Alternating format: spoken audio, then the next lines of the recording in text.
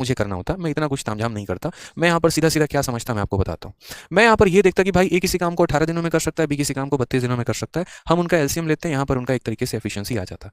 उसके बाद हम यहाँ पर कहते हैं कि भाई दोनों ने मिलकर यहाँ 8 दिन काम किया और बचा हुआ काम जो है उसने ए ने किया है और टोटल पैसा उन्हें मिला कितना 8800 का और शेयर किसका पूछा गया है ए का।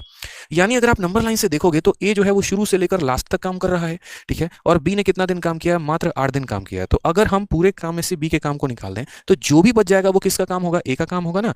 तो बस हम एक काम करते हैं, हमें पता है कि बी ने 8 दिन तक काम किया है। एक दिन में बी 9 यूनिट काम कर सकता है, तो 8 दिन में कितना काम करेगा, 72 यूनिट, यानी हमारा हो जाएगा 216 यूनिट काम। और ये पूरा का पूरा काम किसने किया है, ए ने किया है। यानी ए को इतने की पेमेंट मिलनी चाहिए। तो जो असल में यहाँ पर 8800 रुपये की पेमेंट है मेरे भाई, ये 8800 रुपये की पेमेंट पूरे काम के लिए है, यानी हमारा 288 वर्क के लिए है, और ए ने उसमें से 216 यूनिट काम कर दिया, तो उसकी पेमेंट यहाँ पर इतनी बनेगी। ये आप सीधा सीधा आंसर दे सकते हैं।